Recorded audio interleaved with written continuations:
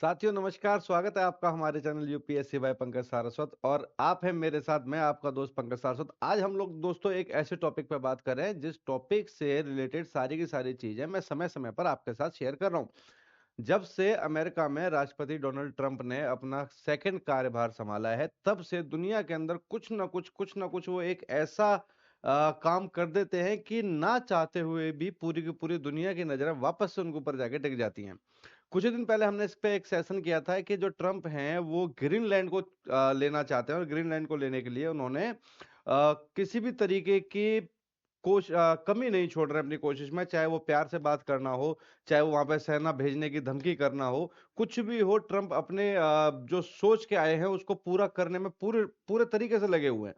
अब हो क्या रहा है कि जो ट्रंप की जो महत्वाकांक्षाएं, क्योंकि देखो जब ग्रीनलैंड का मुद्दा आया था तब ग्रीनलैंड के मुद्दे पे पूरे जो यूरोपियन यूनियन है उन्होंने किसी भी पूरे यूरोपियन यूनियन के किसी भी नेता ने कोई एक होकर के ऐसा भी जवाब नहीं दिया जिसकी वजह से यूएस को या डोनाल्ड ट्रंप को सोचना पड़े। एक तरफ डोनाल्ड ट्रंप ने अपनी धमकी दी है और दूसरी तरफ जो यूरोपियन यूनियन के जितने भी लीडर्स हैं, जो कंट्रीज हैं, इवन जो यूके है, कोई भी उसके खिलाफ एक भी शब्द अभी तक नहीं बोल रहा, जिसकी वजह से डोनाल्ड ट्रंप की जो ख्वाहिशें हैं वो थोड़ी सी और बढ़ती जा रही हैं। अब ये ख्वाहिश बढ़ते बढ़ते उनकी चली गई है गाजा पट्टी के ऊपर। गाजा पट्टी, और हम सब जानते हैं कि इसराइल और फिलिस्तीन हमास के बीच में एक बहुत लंबा संघर्ष चला और उस संघर्ष का पूरा जो सेंटर रहा वो कहीं ना कहीं हमास रहा, वो कहीं ना कहीं गाजा पट्टी रहा। इसराइल ने गाजा पट्टी को पूरे तरीके से बर्बाद कर दिया और उस बर्बादी के अंदर सिर्फ ऐसा नहीं कि वहां के इंफ्रास्ट्रक्चर को उसने खराब किया हो।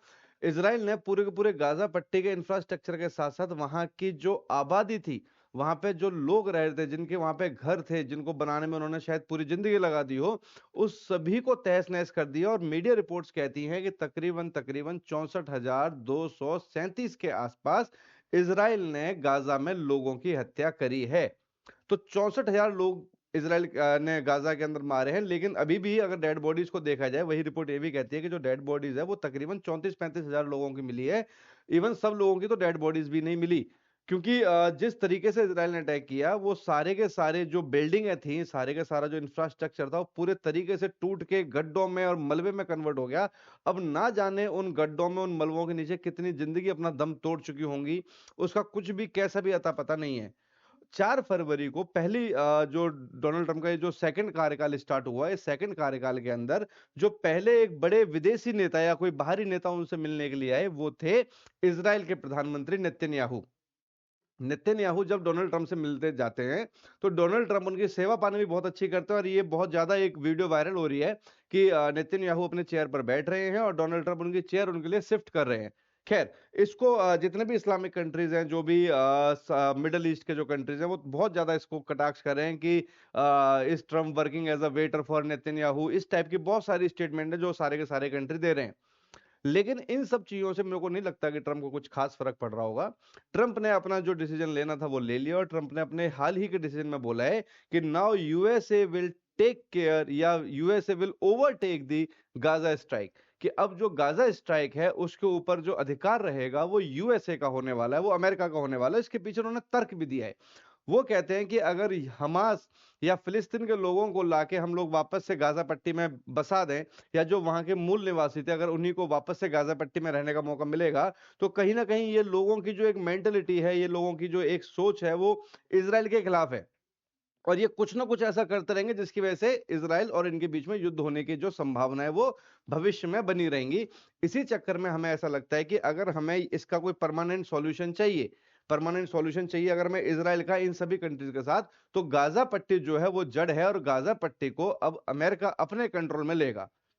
इसके लिए अमेरिका वहां पे एक बहुत अच्छा एक इंफ्रास्ट्रक्चर डेवलप करेगा। सबसे पहले पूरी की पूरी गाजा पट्टी को हम लोग प्लेन करेंगे, समतल करेंगे। लेकिन ये नहीं बता रहे हैं कि उस प्लेन करने में या समतल करने में वो जो वहां की डेड बॉडी जो 30-35 हजार का दावा किया जा रहा है दबी हुई हैं, वो निकाली जाएंगी, या इसी को ऊपर, इन्हीं लाशों के ऊपर दूसरे गाजा पट्टी बसाने की तैयारी अमेरिका कर रहा है। इसका कोई भी जिक्र उन्होंने नहीं किया।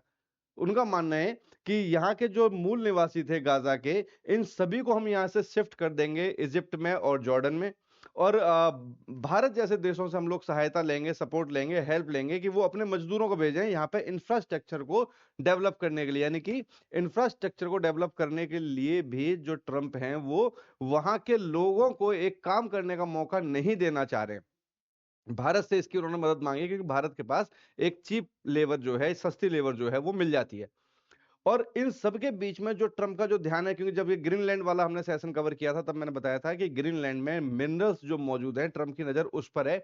उसी तरीके से गाजा के पास भी मिनरल्स की कमी नहीं है। तो ट्रंप की नजर गाजा पे आने का सबसे बड़ा कारण यही है कि एक बड़ा एरिया मिल जाएगा और दुनिया के सामने एक ये हो जाएगा कि हम लोगों ने युद्ध रोकने के लिए यहाँ पे इतना बड़ा इन्वेस्टमेंट किया, इस गाजा पट्टी को हमने वापस से एक बहुत खूबसूरत शहर बना दिया, ऐसा ट्रंप का अभी फिलहाल मानना चल रहा है। और हम लोगों ने युद्ध रोक दिया। अब क्योंकि कोई भी कंट्री जब कहीं पे इन्वेस्ट करता है, तो बड़ी स्वाभाविक सी बात है कि बिना कुछ फायदे हुए तो कोई इन्वेस्ट नहीं करेगा। कि दो लोगों की लड़ाई के बीच में मैं अपना पैसा अगर लगाऊंगा, तो उसका मुझे कुछ फायदा होना चाहिए, तभी तो मैं पैसा लगाऊंगा। तो ट्रंप जो यहाँ पे अपना पैसा लगा रहे हैं, उसके बाद ट्रंप इस गाजा पट्टी को अपना तो बना लेंगे, यहाँ के सारे जो मिनरल्स हैं, उसको आने वाले समय पर एक लंबे समय तक अमेरिका उसका यूज करने वाला है।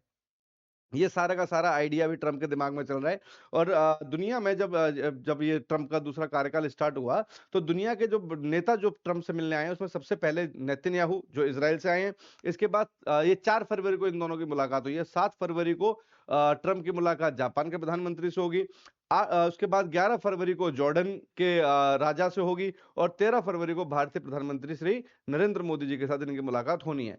अब जिन जिन देशों के साथ ये मुलाकात होनी है, उन सभी देशों के साथ कुछ ना कुछ शॉकिंग जो है वो ट्रंप अपना एक डिसीजन लेके आए हैं। और ऐसी उम्मीद हम लोग लगा लगा के बैठे हैं कि जब भारत के प्रधानमंत्री से इनकी मुलाकात होगी, तो कहीं ना कहीं जो मुद्दा होगा वो होगा बांग्लादेश का। अब देखते हैं इसके ऊपर ट्रंप का क्या मानना है, या क्या सोचना है, या क्या इसके ऊपर नया डिसीजन ट्रंप लेके आते हैं। इसके बारे में जो भी जानकारी रहेगी आपके पास सबसे पहले पहुंचाएंगे। अगर आप चैनल पर नए हैं तो चैनल को सब्सक्राइब करना ना भूलें। धन्यवाद। Thank you so much.